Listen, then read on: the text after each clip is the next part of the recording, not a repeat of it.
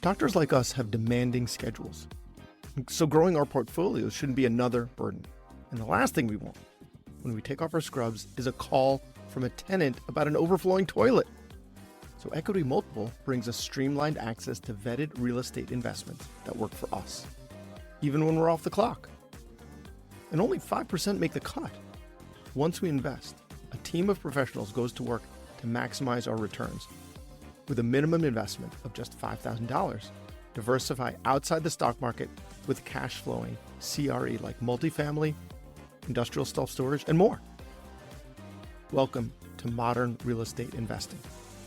Visit equitymultiple.com to learn more. That's equitymultiple.com.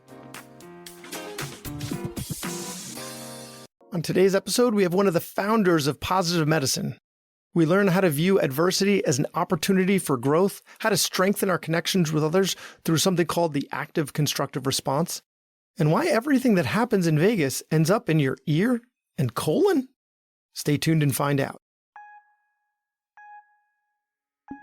Hey, this is Brad Block, host of The Physician's Guide to Doctoring. This is a personal and professional development podcast for physicians where we have experts on the show that try to teach us everything we should have been learning while we were memorizing Krebs cycle.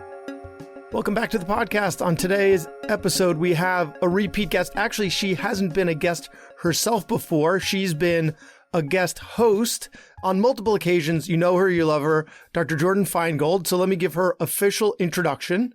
It's Dr. Feingold, MD, MAPP, MSCR. We'll talk about what all that means. She's a physician, well-being researcher, positive psychology practitioner, and founder of the emergent field of positive medicine, working to bring the science of well-being to people everywhere. So she graduated from Penn, my alma mater, with a BA and a Master's of Applied Positive Psychology, that's the MAPP, and then went to Mount Sinai School of Medicine for her medical degree and also got a Master's of Science in Clinical Research.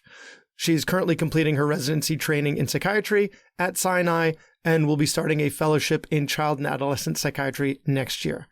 So a little more about her. She developed and teaches elective courses as a resident. She developed and teaches elective courses in positive medicine at Sinai and is the co-founder and trainee of the trainee well-being curriculum, Peers, Practice Enhancement, Engagement, Resilience, and Support. And she developed, and this is what she's been on the show talking about before, she developed an online well-being program called Thrive RX for physicians, and even more, co-author of, and that's what we're going to be talking about today, of Choose Growth, a workbook for transcending trauma, fear, and self-doubt that she co-wrote with one of her undergrad professors, Dr. Scott Barry Kaufman. So, Dr. Jordyn Feingold, welcome back. Oh, that is sure a mouthful. Thank you, Bradley, for having me. And it is so great to be here and as a guest and chat with you. We're going to be talking about the book today. So why did you decide to write this book? Sure. So this book is really a result of Scott's first book. So my co-author, Scott Barry Kaufman, he's host of the Psychology podcast and was my undergraduate positive psychology professor. He came out with his previous book called Transcend, The New Science of Self-Actualization, which is a masterpiece. And that dropped April 2020 as COVID was just really taking over all of our lives. And of course, because we didn't know this was coming, there was no mention of, this life-changing stressor that was going to emerge on the scene. And in the very back of that book, in Appendix B, I actually co-authored with Scott on Transcend some practices that took the content and the theory and the science that he so masterfully wrote into some tangible practices to put these ideas into practical skills that people could actually use. So when the pandemic was underway, his publisher said, "Hey, Scott, let's develop this thing into a workbook. So people are really suffering right now and struggling, and we have all of this content already. Let's build this out." And he said, "Well, we can definitely do that, but I have to get my partner Jordyn to join me," which was an amazing honor. And it was such a gift to be able to write this book with him. And I was so excited to do it personally because I think COVID was the first time that I really struggled myself with anything resembling. I don't think I could say I was depressed because it didn't last, but it was the lowest that I've personally ever felt in my life. the uncertainty, the social isolation. I was the lowest that I've ever been. And as someone who does have a pretty high happiness set point and a pretty high tolerance for distress, having gone through medical training and all that jazz, I was thinking, if I'm doing this poorly myself, other people must really be struggling. And how can I, in all of my helplessness, help others? And I thought that this would be a really amazing way to do that. How very Viktor Frankl of you. If you could, that is the biggest compliment one can give. Yes. Some logotherapy during COVID.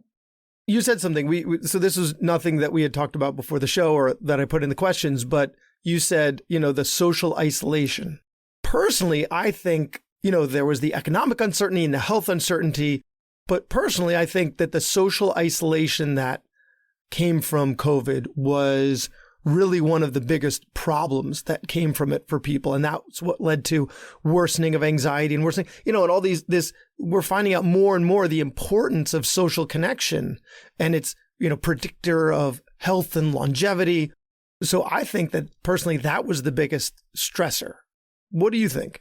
I completely agree. So we know well-being is contingent upon a few factors, but relationships, the single most important predictor of well-being and life satisfaction. And especially for someone like me, who my title when I first worked for Scott was Chief Extrovert, which was a title that we totally made up because that is just I'm very high in extroversion. I completely need other people to feel energized, to recover. I very much process my thoughts in a group. I was always like a group studier throughout high school and college and medical school. Like I am a very social creature. And for all of us, human beings are social creatures. We are wired for connection.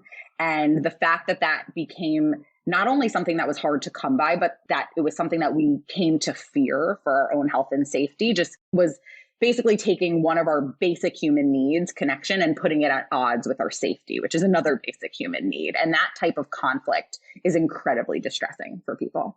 So, but that was just a little aside. So I want to get back to the book. One of the things that you talk about in the book, and that relates to really how you chose to cope also, was post-traumatic growth. There's the trauma of COVID, but there's plenty of other examples to use in our lives. And we had an episode a while ago about viewing anxiety differently, about how we can explain to our patients what is happening with their anxiety, and it helps them kind of realize that it's not necessarily a negative, but rather our body doing something adaptive, and they can view it differently. So I think you're flipping the script on adversity as well. So why should we, for post-traumatic growth, why should we be viewing adversity differently?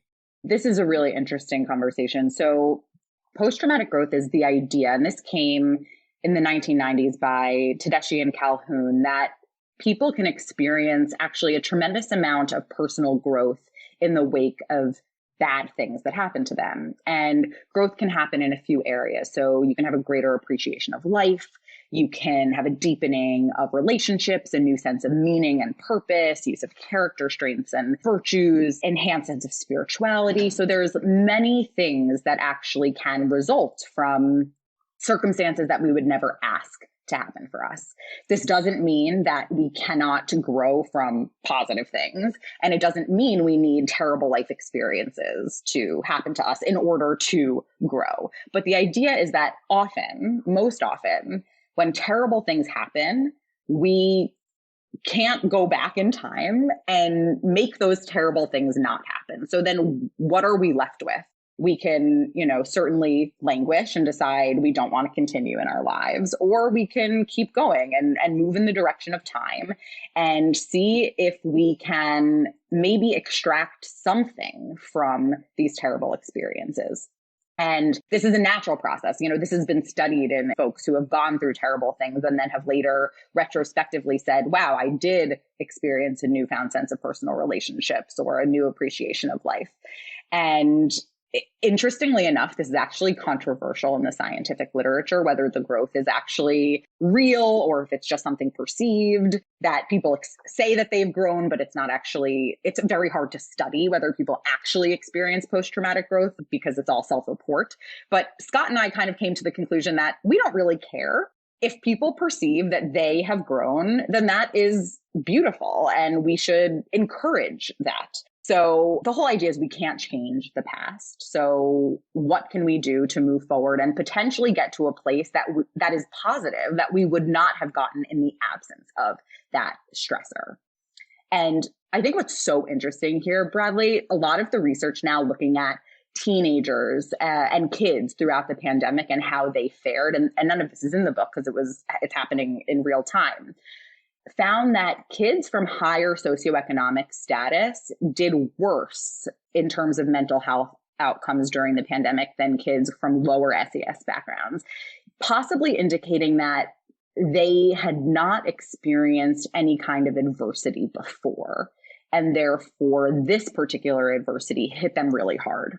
So I think it's really important when you talk about reframing adversity, that yes, adversity is not something to be avoided at all costs. It's inevitable that all human beings will experience adversity. And likely, the more we face early in life and can grow from, the better we are going to be at facing future adversity and recognizing that, okay, these are opportunities for growth and learning and development. Hence the title, Choose Growth. And it's interesting you said it that way because your co-author from ThriveRx, Sanj Kantiel, talked about how he discovered positive medicine because he hadn't really experienced adversity. He was humming along in life and everything was going great. And he said, wait a second, if I'm struggling with my well-being when everything is fine, what's going to happen when things are inevitably not fine? So how do I make myself a little more positive and nimble? And that's how he found the field of positive psychology and then ended up meeting you. Absolutely. It's like we all often do this hypothetical thought experiment in our teaching. Like, if you could take a pill that would prevent you from feeling any negative emotions for a year, would you take it? I'm curious, Brad. Would you take the positive emotion pill? No, I feel like I kind of thrive in my negative emotions. Well, that's right. We need the full spectrum of human emotion, negative included. When bad things happen, it only helps to create that contrast to appreciate the good in our lives. And so that was kind of like the backdrop on which I was really trying to understand my own experience. Like, wow, so much has been taken away from us in terms of human connection and just feeling safe, going to do basic life events, the celebration of weddings and birthdays and funerals, these integral parts of human life, and how sweet that felt when that returned. And you really appreciate things when they aren't a given.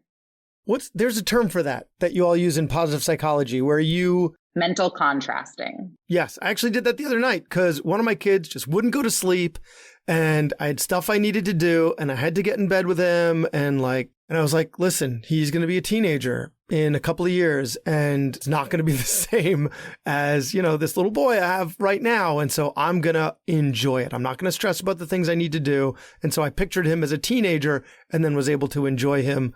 Not that I'm not going to enjoy him as a teenager, but I was able to enjoy what I was doing by just framing it a little differently. Absolutely. Just before hopping on here, my husband and I were doing some daily gratitudes, which is something that we do not every day by any means, but we had a few minutes and we did that. And one of his gratitudes, he's currently rotating on vascular surgery. And he said, I am so grateful for my health because my patients are so sick. And so just even being able to step outside, like it's a very busy, hectic rotation. He was out of the house at 5:15 this morning and didn't come home until about 7:30. And to be able to hold that good of like, wow, I have my health, I have my vitality, and really hold that in the context of everything he's doing, I think it's so important to maintain that perspective. A lot that I've learned from you both. Another thing that you bring up in the book that I think we can flip the script on is asking for help, right?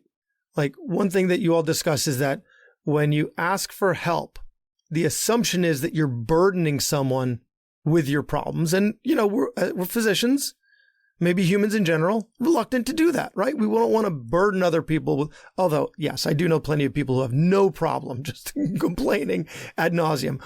But this is not that. This is just, sharing. And so why is that burden an incorrect assumption? I mean, if our listeners can just maybe close their eyes, or if you're driving, don't close your eyes, but just imagine the last time that someone asked you for help and how that felt for you. Perhaps you felt like you had some kind of special skill set that you were able to contribute to that other person, or you had some wisdom or knowledge to pass down, or you felt really needed and that you had value to share. And I think when we're asking for help, we totally undervalue the ability to give someone the opportunity to help us. And my psychiatrist says this all the time. And I think it came from Anna Freud or lots of psychologists in the past, but there's no such thing as true, pure altruism, because giving to others feels good for us. And tons of studies on positive intervention show that people who spend time doing something for themselves and then compare that to time doing something for others feel much better, more psychological benefit when they do something for others. Even if the thing for themselves is like getting a massage or getting a manicure, the self-indulgent behaviors don't feel as psychologically rewarding to us than giving to someone else. So there is a caveat to this. You don't want to ask someone for help with something that they have absolutely no expertise or experience in, right? We want to be very deliberate in who and when we ask for help, such that we are aligning the other person's strengths and interests and availability with the thing that we need help with. And that's one of the best ways to give someone else the gift of giving. Well, then what's the difference between that and just where does it cross the line to burdening, right? Because we've all been on the receiving end of that when someone just an endless stream of problems and negativity and depression, and they end up just bringing you down, right? So how do we know when it's the right amount? Well, emotions are contagious, and it is, if it's getting to a point where it's not really an ask, but rather just an emotional dump, you want to make sure that the person who you're asking or who is receiving that emotional dump is emotionally equipped themselves and has the bandwidth to both tolerate that and to actually help you and not just get down into that hole with you. And I think this is just a plug for mental health resources in general, that there are a lot of things that I share with my therapist that I may or may not share with friends, coworkers, colleagues. And although I am pretty much an open book, but I like my emotions to be a little bit pre-processed before I just dump them on people around me. I think we have different friends for different purposes, right? You're not going to go to the same person to necessarily go out for a fun night out that you will to talk about your deepest, darkest emotions, that you will to make you laugh when things are hard. One of the practices in our book is about really understanding who's in your network. We call it who's in your boat, who are your crew members in this journey of life, and who can we rely on for different things, and being really deliberate about who we can depend on for what in our lives. Excellent segue, the boat, because you've got that whole thought exercise on the boat. So can you flesh out the boat a little more for us? Absolutely. So it really comes from Scott's incredible work in Transcend that we extended into this book. And it's really the basis of our whole book. So all of the chapters go through a different portion of the boat. Listeners have probably heard of Maslow's hierarchy of needs. So Abraham Maslow, humanistic psychologist, he interestingly was the first person to coin the term positive psychology way back when. In some of his writings, he essentially said, we need to move toward a more positive psychology. And then Marty Seligman took the reins in the 1990s. But anyway, I digress. So Maslow's pyramid the hierarchy of needs is often depicted in a pyramid. And people can probably imagine it. It's, self-actualization at the top, and it's safety and security, and it moves up. And Maslow never actually depicted a pyramid. That was actually some textbook designer who interpreted his ideas and depicted them in this way. But he was actually pretty clear. Yeah, people don't know this. Of course, Scott knows this because he went through Maslow's writings and talked to his family members and got really obsessed with Maslow for a few years in 2015. So Maslow is very clear that needs are not something that ascend. You reach one level and then you've unlocked the next level of life, never to return to that baseline, right? So Scott really reimagined the pyramid to be a more dynamic construct, which is the sailboat. And the idea is that we have the base of our sail. Oh, sorry, excuse me. We have the base of our boat. And the base of our boat are really our security needs, or the security system that we call. And that's comprised of three fundamental human needs, which are safety, connection. We talked about that as such an important human need, and a basic sense of self-esteem, which we define as self-worth, a basic sense of worthiness, and mastery, being good at least a few things in this life. The idea with that security system is that if we're so preoccupied with filling those needs, we're going to be sinking. We're not going to be able to move forward, let alone really, we're treading water. We're staying in place, really focused on plugging up those holes.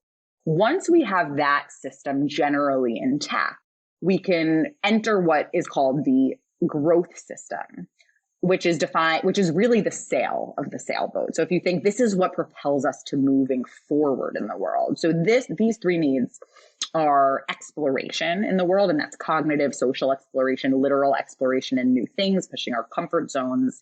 Love as a distinct need from connection, but really more about a loving orientation to the world, connecting with people. We don't even necessarily have to like them very much, but having a loving orientation to the world, and then a sense of purpose and direction in one's life.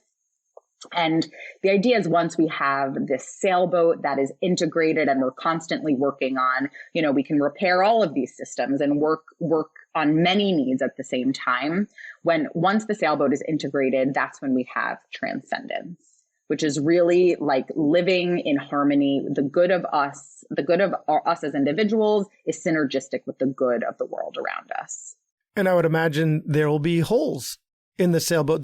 You're constantly having to maintain said sailboat. You don't just reach this transcendence and then you're just continuously transcendent. Exactly. We are not just constantly solo circumnavigating the world. We are constantly maintaining who's in our crew and who's on that boat with us. And exactly, we are maintaining the planks in the bottom of the boat and reestablishing our sense of self-esteem and security and, plugging up that sail, which sometimes we're going to change it out and sometimes we're going to patch it up here and there. So it's not a static construct. The idea is that this is a constant evolution, and there's no, we're not sailing to any particular destination. We're not suggesting that there's one ideal version of humanity that we are working toward, but really that everyone is on their own unique journey and in their own unique sailboat, and we're all kind of sailing these waters together. I love that, the analogy and how, beautifully it all really fits together. So one of your favorite things, one of Scott's favorite things is Maslow. So he takes a deep dive into Maslow. You take a deep dive into the vagus nerve. Bit of a segue. I'm not sure if that segue was a little bumpy, but we'll take it. Maslow and Vegas and favorite things. Well, I mean, there was also the dad joke, does everything that happens in the Vegas stay in the Vegas, right? Thank you for the pity laugh. So, do you know I didn't pick that up as a dad joke when you sent that over? I just was like, no, it affects the whole body. Thank you I read it. You sent these over when I was working on an ED shift and I was 8 hours into a 12-hour shift. So I really appreciate clarifying. It was terrible. So I do appreciate that laugh. So tell us why the obsession with the vagus. So the vagus nerve. So there will be doctors listening to this, of course. So I really have to say that my passion for the vagus came from my anatomy professor, Dr. Lightman, who was also obsessed with the vagus. And it was his favorite nerve. He would talk about how it's the wandering nerve. And he spoke about this very passionately. And, when you're a first-year medical student and someone's passionate about what they're teaching, it can be very infectious. And I remember dissecting, we could see the vagus nerve and it becomes the recurrent laryngeal nerve, which is your territory in the body. So deep admiration for this nerve. But what's so cool about it, it's the longest cranial nerve in the body of our 12 cranial nerves. And it extends all the way from the brainstem down to the colon. So this expands huge territory in the body.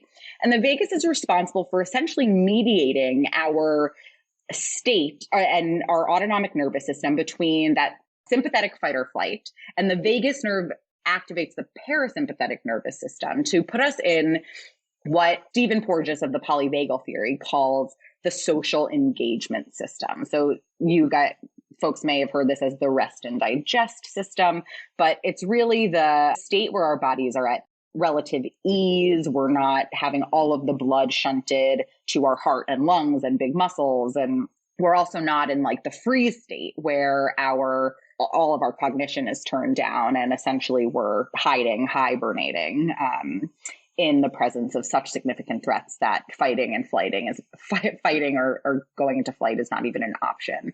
So I love this because we can actually control both internally through practices, meditation, deep breathing.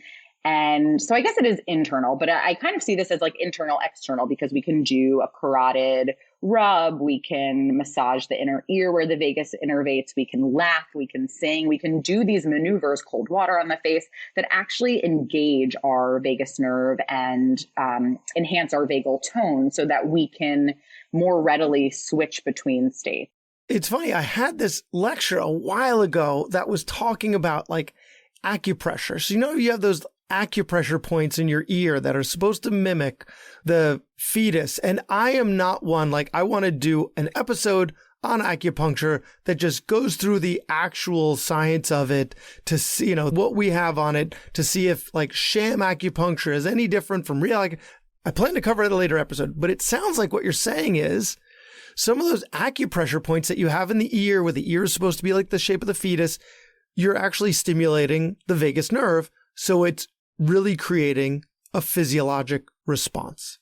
Full disclosure, I'm not by any means well-versed in acupressure or acupuncture. I have done it before myself, and I have a good friend who's an acupuncturist and swears by the fascia stimulation. And I would presume that what you're talking about is correct, that if we're in the ear, yes, the vagus nerve runs through. There is a branch of it that I believe I understand. I don't know that I've seen it with my eyes before, but that goes in the ear.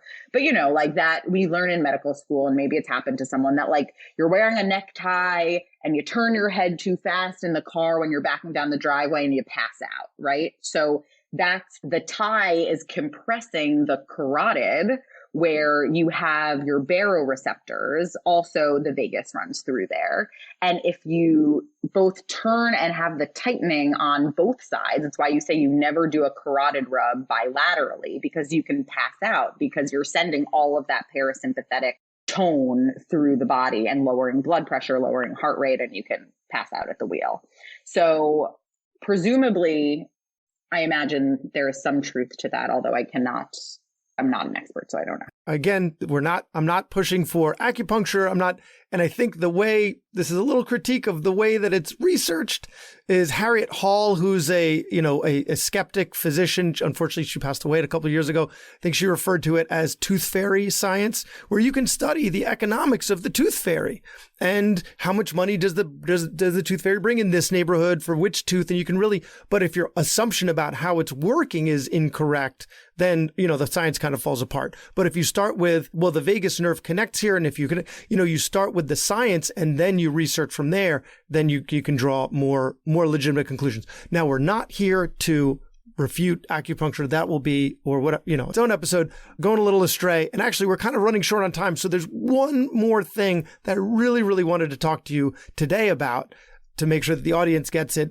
And that is the active constructive response. And so one of the things that you had talked about, that we've talked about, is the strength of the importance of social connections. And this is something that I think we can all use as tools to further strengthen our social connections, because you can become everybody's hype person, and everybody's got that friend, and you can become that friend.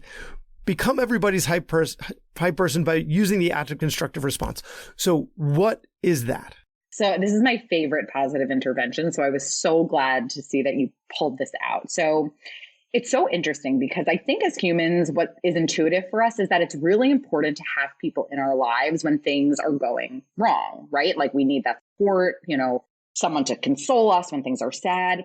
But what's really interesting in the research is that Shelley Gable and her colleagues found that relationship quality is really better predicted by having people there for us when things are going right. And the way we show up for people in times of good, when they have good news to share with us, really matters. So maybe an example of this, Brad, do you have some good news that you want to share with me? Wow, it really shouldn't be that hard to think of good news. It could be anything. Like, I put my kid to sleep last night.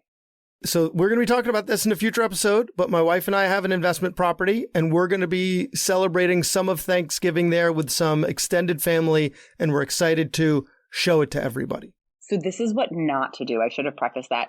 Oh, that's really great, Brad. That's awesome. I'm in the middle of a really busy season. It's podcast recording. I was having this good conversation. You kind of just distracted me. It sounds like you have some good news on the pike. Like, can we talk about this in like 10, 15 minutes when I'm done? Wow, you just deflated my balloon there. Yeah, totally. And this is sadly the passive constructive, where I'm like, I'm not totally throwing you under the bus. I'm not saying like, we'll do the other two styles in a second, but I'm just not present there with you. I'm distracted. I am busy. And this is really lethal to relationships. And as doctors, we probably do this all the time. When our kids come home from school and they're like, daddy, like, let me tell you about my day. And you're like, I'm dealing with a patient situation. Like, let me talk to you at dinner. Like, we'll talk later. And it can be really deleterious, even though we think we're like doing the right thing by being there for our patient in that moment or whatever it is we're doing. Okay. All right. Give me that news. You're going to give it to me 3 more times. The last time will be the good, active, constructive response, and I'll demonstrate the other response styles that people fall into in the meanwhile. So my wife and I bought this investment property in upstate New York, and we're going to be having the whole family there for Thanksgiving to, show them all what we've done. Oh my God, Bradley. Let me tell you, my in-laws just sold their investment property and they're putting it in a trust for our family. And it's so exciting because now we get to flip it over and like find a new property altogether. So I totally know what you're talking about. It's so cool and such a luxury to have this, right? Like, we're so lucky. Oh, the one-upper. I know so many people that do that. They're looking to relate and just looking to elevate themselves too. Totally.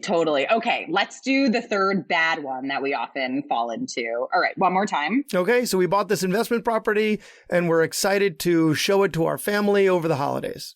Oh God, so what are the taxes on that place? They're a little high. It's stretching the budget a little bit. Is it a schlep from Long Island? I bet, going with the kids, they're young, long car rides, sounds like kind of a pain. Yep, 2 different kids have thrown up on the way up there. Yeah, that's a good point, man. Am I totally deflating? Yeah, you bring up some good points. Totally deflating.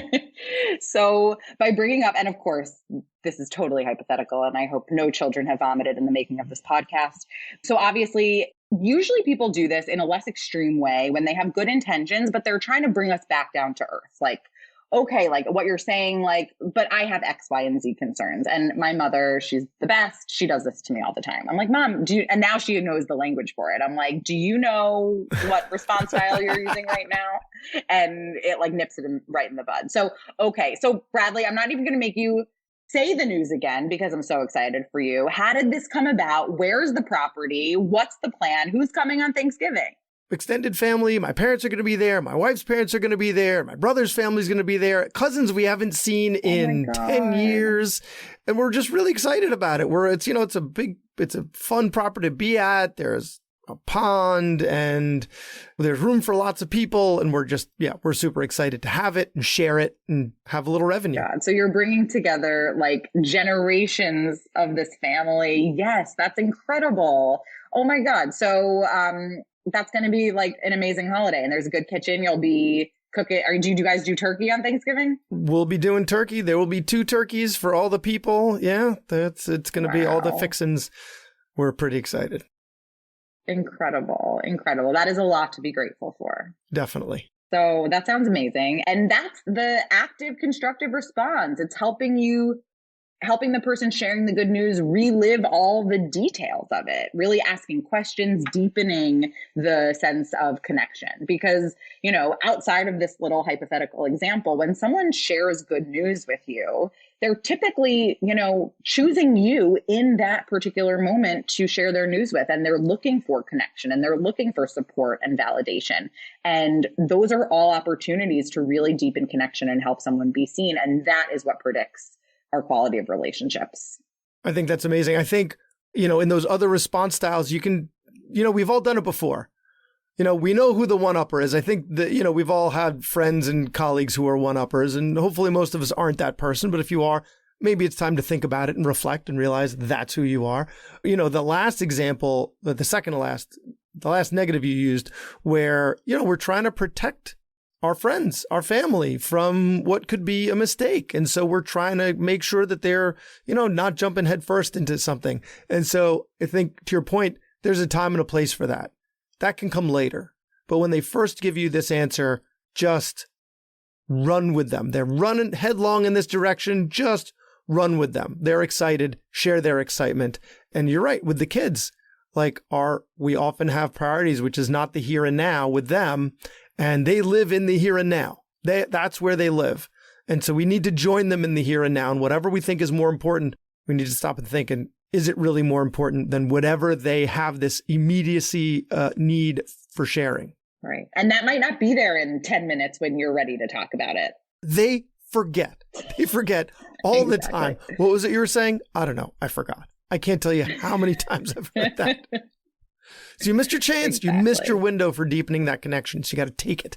Right. And people don't, that quote, people don't remember what you said, but they remember how you made them feel. And I think that's so true. And by being with someone, it doesn't even matter totally what you're saying. It just matters that you help them capitalize on that positivity. And if you have concerns, if you want to tell them your story, you can just do it later. Yeah. Amazing. So the book, Choose Growth, I can't recommend it more. It is a workbook because it's dense. It's dense because you guys cover so much ground in one book. I think it's like a book for a lifetime. There's so many things that you cover in there in so many different directions that are all things that we all need to work on. And it gives us a way to think about it. And that's what this podcast is all about, is taking concrete steps towards self-improvement. Well, what can I do? And that's what you give. You give great examples, and it's just incredible. So I encourage everybody to go out and get it. Choose Growth. Dr. Jordyn Feingold, thank you so much for what you do, for physicians, and thank you for your time. Thanks for listening. I have a favor to ask. You listened to the episode until the end, which means you either fell asleep or you really liked the episode. So please share it, or like it, or comment on a social media post, or write us a 5-star review. Something. It would really help me out. And maybe what you learned from this episode can help someone else too. The views expressed in this episode are those of the interviewer and interviewee and don't represent the views of their employer or even their significant other. Even though the magic of podcasting make it sound like I'm talking directly to you, this is not a doctor-patient relationship, and this is not medical advice or financial advice or really any advice. Thank us again for listening to The Physician's Guide to Doctoring.